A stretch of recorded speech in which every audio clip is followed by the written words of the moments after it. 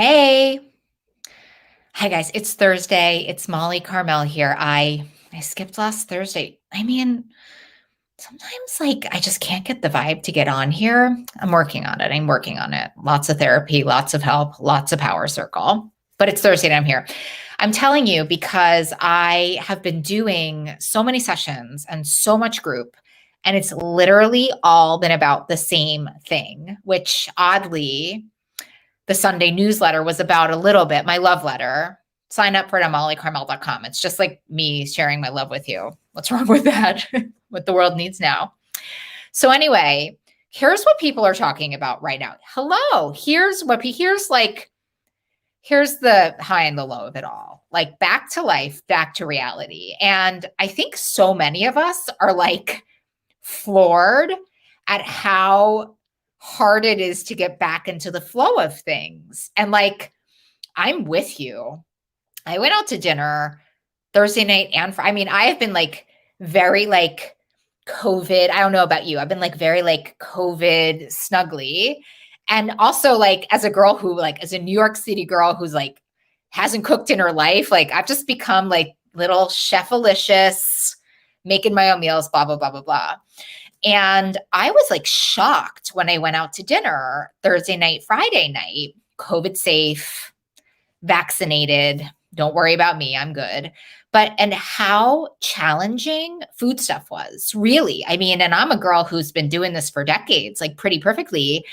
I actually found myself having a couple moments of overeating. I have to go back to that, put a pin in that. Let me talk about that in a second. But, finding myself overeating, finding myself kind of ill prepared for the event, sort of in one of the more dangerous spots for me in the oh, I got it. Oh, it's no big deal. You've gone out to dinner 1,000 times. And I think I didn't take into account some of the vulnerabilities that come with all of it. I haven't gone in a long time. I haven't seen we went to this delicious sushi restaurant and it was I want all of it. Maybe I can fit a little bit more in, stuff that is just for me, not in alignment with my integrity. Didn't feel well that night, didn't feel well the next day, and what I really recognized was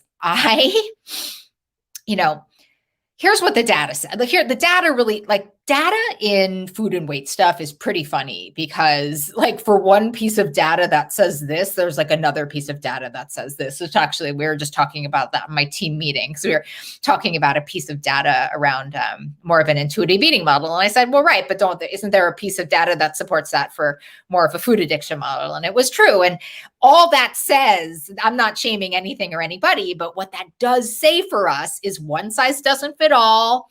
Got to find our own version of it. You're the boss, applesauce. I believe in you. That's what I believe in. I just believe we should have a whole plethora of ideas and to find our own path because we're just little snowflakes. One size is never going to fit all. But anyway, back to life. So anyway, back to life, back to reality. I forgot the two most important skills in the whole world on this. One, planning, and one, cope ahead. And by the way, there's two pieces of data that are across the board in this thing.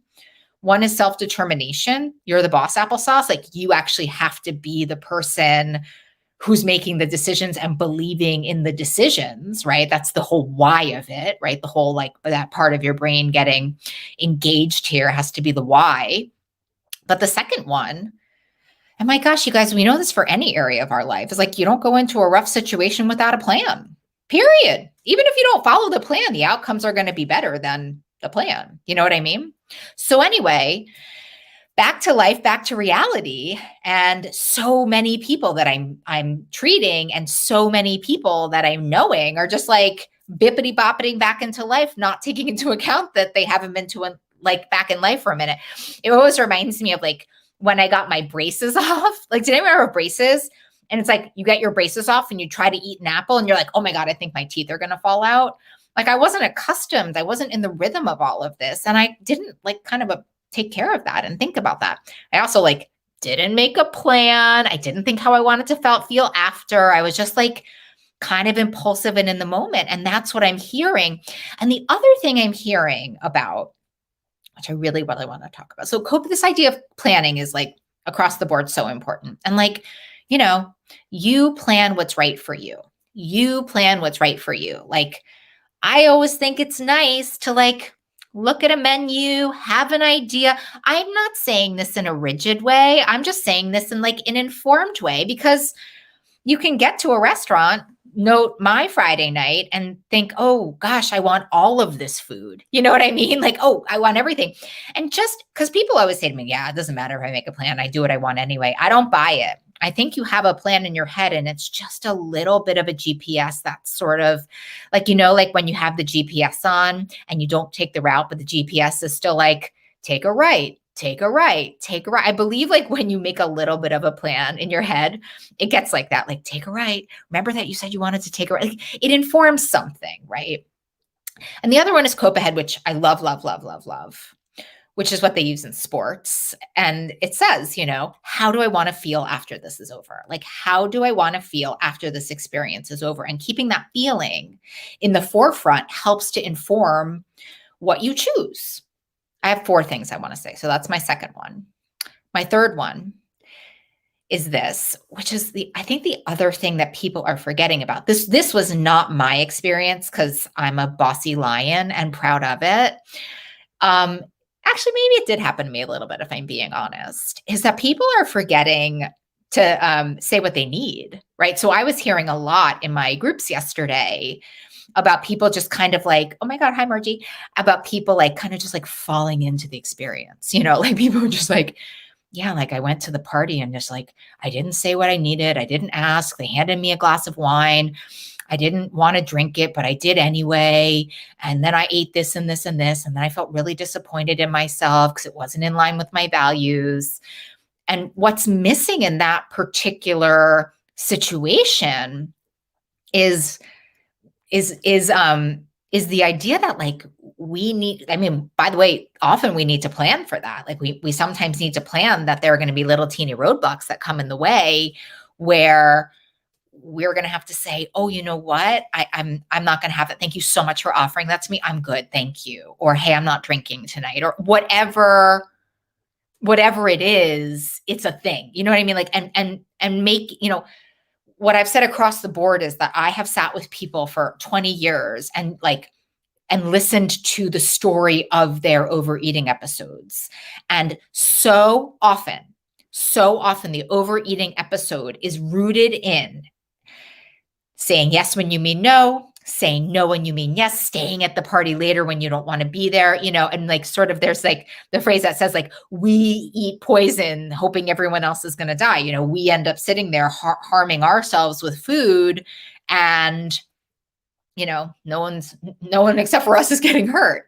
Right. And so, and I want to say like in my group this week, what I said to one of the women was, she said, well, what if they say that they don't want to go? What if they're yelling at me because they don't want to go to that restaurant? And I said, well, those aren't your people. Like, people can't get upset with you because you don't want to go to a restaurant. It doesn't mean you can't get flexible, but my goodness, good friends, you have a conversation about it, right? Like good friends, you say like, hey, this pizza restaurant is not something I'm really in a space for right now. Or if that's where you are, or, hey, can we go somewhere else? I really want that food instead. If your friends are like, well, you're a terrible person because you don't want to have dinner with us where we want to eat, that may be a time to reevaluate your friends.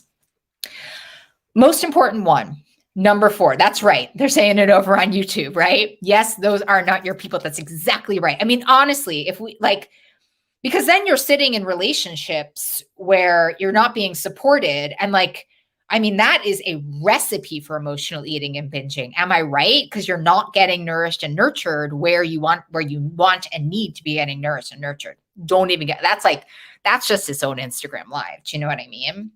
Here's number 4, which is also its own Instagram live, the most important one. So I'm telling you my story of Friday night and the overeating episode. But here's the thing, right? Like, what never, ever, ever works is beating yourself up, is shaming yourself, is restricting, is all of the things that diet culture tells us to do when we skip a beat in a way that is not in line with us. Do you know what I mean?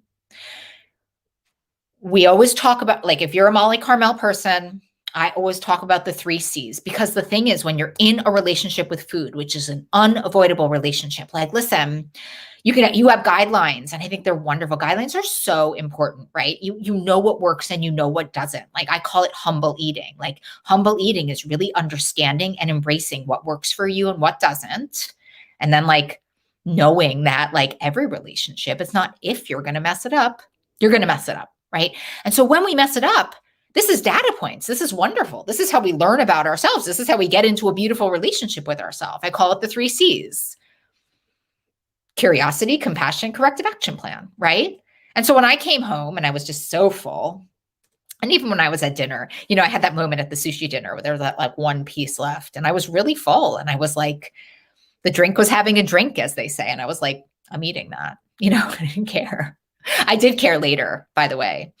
But when I came home, I wasn't like, oh, you're such a terrible person. How could you do this? You're never going to, you're so awful. You're so fat. I was like, overeating episode tonight, Mal. Let's look into it. What happened? What happened for you? And I looked through it. I did a chain. I looked through the whole thing, and I was like, wow, I was really excited. I was with someone I loved. It was a new place. I'd not to dinner in a while. I was out of the habit of being out to dinner.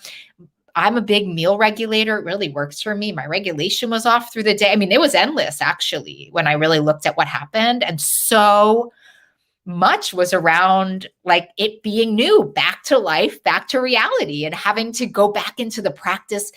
I think I wasn't in the practice of planning, and I wasn't in the practice of coping ahead. It was like a very ingrained part of my life pre-COVID. What a great lesson to learn. There's my corrective action plan. I'm going out to dinner tomorrow night. Stay tuned. I think it'll be a really different experience. I can guarantee you that, because like it's all about self-love, and it's all about like allowing these experiences to gain insight and self-trust and self-love, you guys, and enjoy yourself. Like, that's the whole point. We're coming through this thing and back to life, back to reality. Anyway, also, side note, in 25 minutes, I'm actually doing my podcast, What You're Craving. Subscribe. And I'm interviewing Elise Reich, who is the author of Intuitive Eating. So I'm so excited. I'm like beyond thrilled to have a conversation with her. I have so many questions. I just finished her book. A little late to the party. So please subscribe to that. We have coaching with Molly next Monday. You can link. There's a link in my bio if you want to come. It's so amazing. The last group was like, I was floating for 3 days from it. It's like such an amazing experience. It's an hour of coaching. You bring questions. Other people bring questions. It's just incredible. And subscribe to the love letter on mollycarmel.com. It's like just like a little Sunday love note from me. And let me know what you want me to be talking about. Leave me a DM, leave me a note. I'm always interested. I mean, you're far more interesting than I am. I can promise you that. And listen, if no one's told you that they love you today, I do. You guys are amazing. Mwah. Sending you all the love. Bye.